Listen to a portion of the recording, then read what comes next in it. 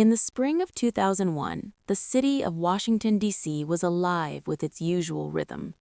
Politicians hurried between meetings on Capitol Hill, tourists filled the marble steps of historic monuments, and interns from across the country flooded the city, chasing dreams of building careers in government.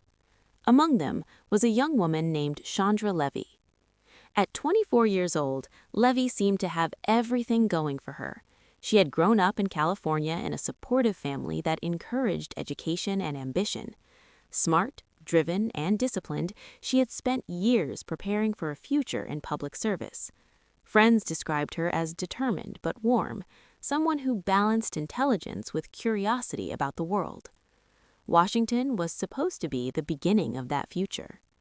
Levy had traveled across the country to take a coveted internship with the Federal Bureau of Prisons. For a young student studying criminal justice, it was the kind of opportunity that could open doors for the rest of her life. She worked inside a federal office building, surrounded by professionals who dealt with the complex realities of the American prison system. But outside the office, Washington was also a place of discovery. Like thousands of interns before her, Levy spent her free time exploring the city. She visited museums, walked along historic streets, and took photos of the monuments that symbolized the power of the American government. To friends back home, she sounded excited and optimistic. Her emails often described the experience of living in the nation's capital. But as the weeks passed, another part of her life quietly unfolded behind the scenes. Investigators would later discover that Levy had formed a personal relationship with a powerful man in Washington, Congressman Gary Condit. Condit represented California in Congress and had built a reputation as a respected politician. He was older, married, and deeply established in Washington's political circles. Their connection was something Levy kept mostly private, shared only with a few trusted friends. The relationship would later become one of the most controversial aspects of the case. At the time, however, no one outside a small circle knew about it. As Levy's internship approached its end, she began preparing for her return home to California. She made plans with friends and spoke with family members about what she would do next. Her future seemed wide open. But during her final days in Washington, something unexpected happened. On April 30th, 2001, Levy spoke with her parents on the phone. The conversation was normal and upbeat.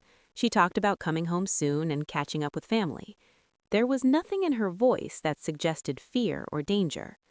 The next day, May 1st, would be the last day anyone could clearly trace her movements. That morning, Levy spent time inside her apartment building in the DuPont Circle neighborhood of Washington, D.C. It was a lively area filled with restaurants, cafes, and young professionals. Computer records later showed she checked her email and searched the internet. One particular search caught investigators' attention. Levy had looked up information about Rock Creek Park. The park stretched through Washington like a long green wilderness, cutting through the city. Dense trees, winding trails, and quiet pathways made it a popular destination for joggers and hikers.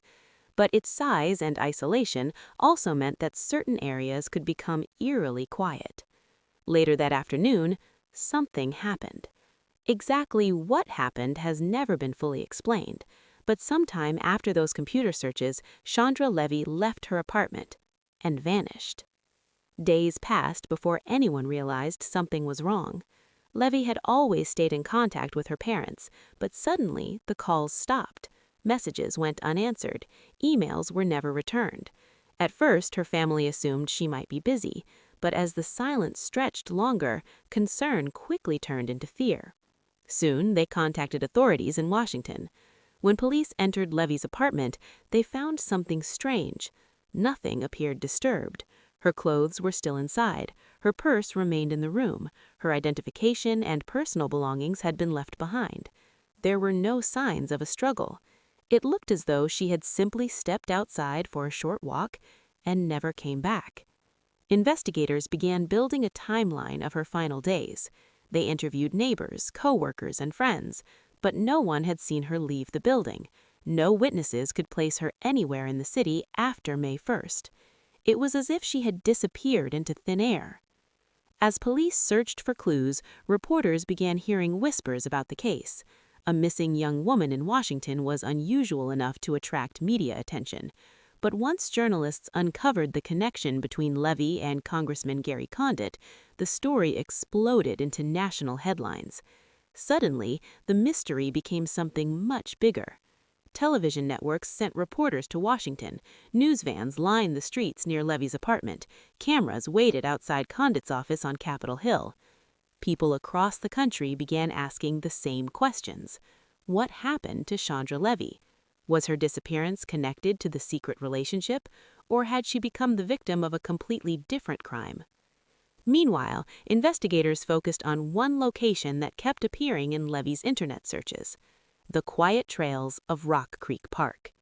The park covered more than 1,700 acres of forest, stretching across the city like a long natural maze. Joggers ran along shaded paths, cyclists passed through winding roads. In some areas, dense woods blocked the noise of traffic completely. If something terrible happened there, it might take a long time to discover the truth. As the days turned into weeks, search teams combed through the park, but they found nothing. No body, no evidence, no trace of the missing intern. And while the investigation continued, the pressure on Congressman Gary Condit only grew stronger. Reporters demanded answers, the public demanded answers, but the biggest question remained unanswered. Somewhere in the city of Washington, D.C., a young woman had vanished without a trace, and the mystery of what happened to Chandra Levy was only just beginning. By the summer of 2001, the disappearance of Chandra Levy had become more than just a missing person case.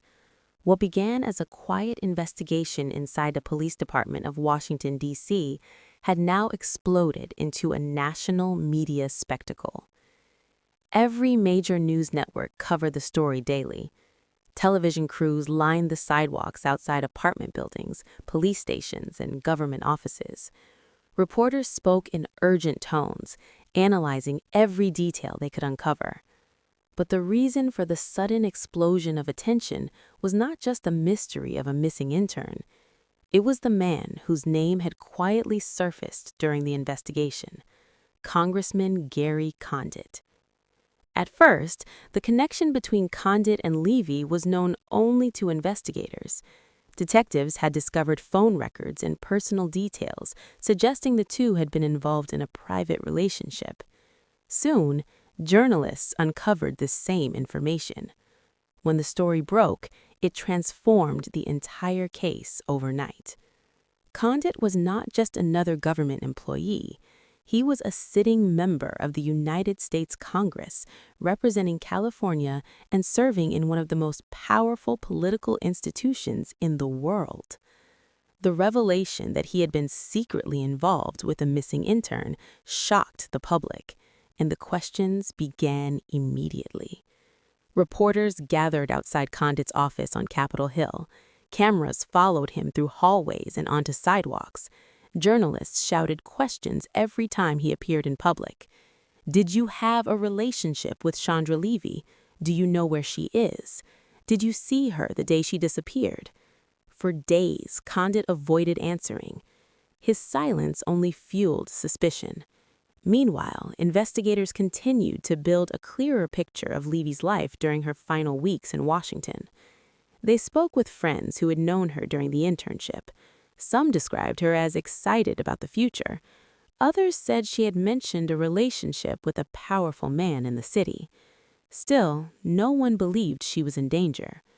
Police examined Levy's computer records more closely.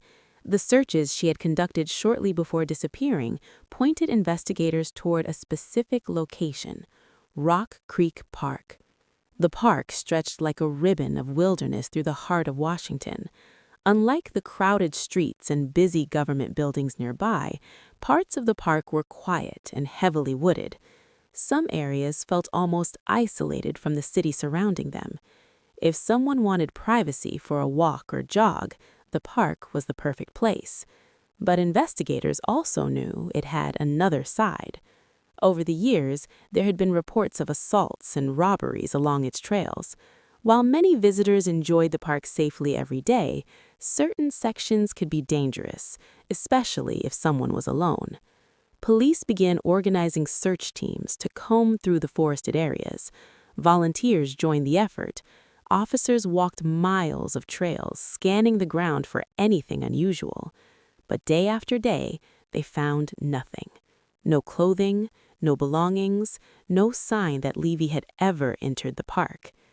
Back in Washington's political world, the pressure surrounding Congressman Condit continued to grow. At first, he publicly denied having any romantic involvement with Levy, but as investigators gathered more evidence, that claim quickly fell apart. Eventually, Condit admitted that he did know Levy personally and that they had been involved in a relationship, but he insisted that he had nothing to do with her disappearance. Still, the admission did little to calm the public. Many people began wondering whether the affair had somehow played a role in the mystery. Some speculated that Levy might have been planning to reveal the relationship publicly. Others believed the scandal could have led to an argument or confrontation. But detectives working the case faced a frustrating reality.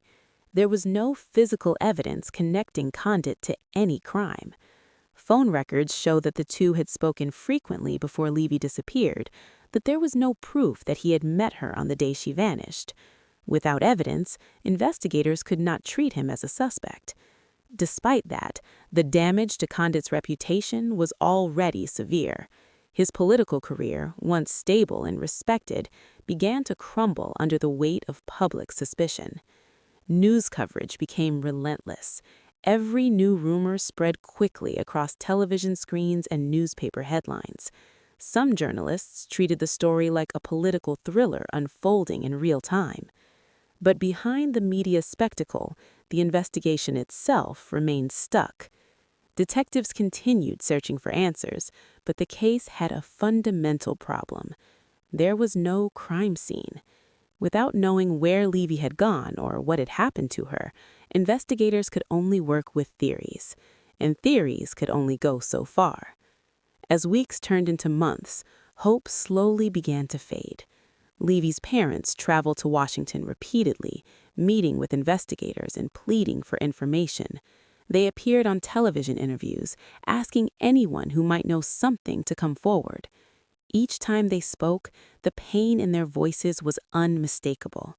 They believed their daughter was still out there somewhere, but the silence surrounding the case only grew deeper. By the end of 2001, nearly 8 months had passed since Levy disappeared. The search teams had covered large areas of Rock Creek Park, but the dense wilderness made it difficult to examine every hidden corner. Winter approached, and the investigation slowed. The once constant media attention gradually began to move on to other stories. The political storm around Condit remained, but the mystery itself seemed to be fading into uncertainty. Inside the police department in Washington, D.C., the case file on Chandra Levy grew thicker with reports and interviews. Yet one critical piece of the puzzle was still missing: her body. Without it, detectives could not determine what had happened to her, or even prove that a murder had taken place. For nearly a year, the mystery remained unsolved. But in the spring of 2002, something unexpected would change everything. Deep inside the quiet woods of Rock Creek Park, a group of hikers would stumble upon a discovery that would finally reveal the fate of the missing intern and reopen the investigation in the most chilling way possible. Nearly a year had passed since Chandra Levy vanished from her apartment in Washington, D.C. What had once been one of the most talked about cases in America had slowly faded from daily headlines. Investigators continued to review evidence, but with no body and no crime scene, the mystery had grown colder with each passing month. Then, in May 2002, everything changed. It began with a quiet walk through the woods. A man and his dog were hiking along a remote trail inside Rock Creek Park. The park was beautiful in the spring, filled with green trees, chirping birds, and winding dirt paths. To most visitors, it was simply a peaceful escape from the busy streets of Washington. but deep inside the wooded areas, the terrain became thick and isolated. Few people ventured into those parts of the park. As the man moved through the brush, his dog suddenly stopped and began sniffing intently near a cluster of trees. Curious, the hiker stepped closer. What he saw immediately sent a chill through him. Partially hidden in the undergrowth were human bones. Authorities were called to the scene, and soon police vehicles and investigators filled the once quiet area of the park. Crime scene tape stretched between trees as detectives carefully searched the ground. They quickly realized the discovery might be connected to the most famous missing person case in the city. The remains were located not far from trails investigators had searched months earlier, but the dense forest and uneven terrain made it easy for something to remain hidden. Nearby, investigators found clothing and personal items scattered among the leaves. Forensic teams began the slow process of collecting evidence. Everyone suspected what the remains might represent, but confirmation would require careful testing. Days later, the results arrived. The remains belonged to Chandra Levy. The announcement shocked the country once again. After nearly a year of uncertainty, the missing intern had finally been found. But the discovery created as many questions as it answered. Investigators returned to the area inside Rock Creek Park and conducted an extensive search of the surrounding land. They hoped to uncover clues about what had happened during Levy's final moments. Among the evidence recovered were pieces of clothing believed to belong to her, along with other personal belongings. The position of the remains suggested she had died in the same area where they were discovered. Yet, time had worked against investigators. Exposure to weather, animals, and the passage of months had destroyed many potential clues. The medical examiner examined the bones carefully, but faced a difficult task. Because of the advanced decomposition, the exact cause of death could not be determined with certainty. However, the circumstances strongly suggested foul play. Authorities officially ruled the death a homicide. With that declaration, the investigation took on new urgency. Police began reviewing every possible lead once again. Detectives revisited earlier theories and examined evidence that might have been overlooked during the early months of the case. Public attention immediately returned to the political connection that had dominated headlines the previous year. Many people still wondered whether Congressman Gary Condit might somehow be involved. Investigators re-examined his statements and movements during the period when Levy disappeared. But despite the intense scrutiny, there was still no physical evidence linking him to the crime. Condit continued to deny any involvement. While the scandal had already destroyed much of his political career, detectives could not build a criminal case without evidence. Eventually, investigators were forced to look in another direction. One detail about the location of the remains caught the attention of detectives: the history of violent crimes inside Rock Creek Park. Over the years, several assaults had occurred along the park's jogging trails. Some victims had reported being attacked by a man hiding near wooded areas. When police reviewed those cases, a familiar name appeared repeatedly: Ingmar Guandique. Guandique was a Salvadoran immigrant who had already been convicted of attacking 2 women in Rock Creek Park in 2001, the same year Levy disappeared. In those earlier incidents, Guandique had hidden near jogging trails and attempted to rob female runners. The similarities between those attacks and Levy's possible activities on the day she vanished immediately raised suspicion. But there was a complication. At the time investigators began examining him as a suspect, Guandique was already serving a prison sentence for the earlier assaults. Detectives began interviewing people who had been incarcerated with him. Some of those inmates made startling claims. According to several prisoners, Guandique had bragged about killing a woman in Rock Creek Park. The alleged confession quickly became one of the most important developments in the case. Prosecutors began building a theory. Levy had gone jogging in the park on May 1, 2001. While running along a secluded trail, she might have encountered Guandique hiding in the woods. If he attempted to rob her, the situation could have turned violent. With no witnesses and the isolation of the park, the crime could have happened quickly and silently. But investigators knew the case would be difficult. There was still no direct physical evidence tying Guandique to Levy's death. The prosecution would have to rely heavily on testimony from inmates who claimed to have heard his confessions. Even so, detectives believed they were finally moving closer to the truth.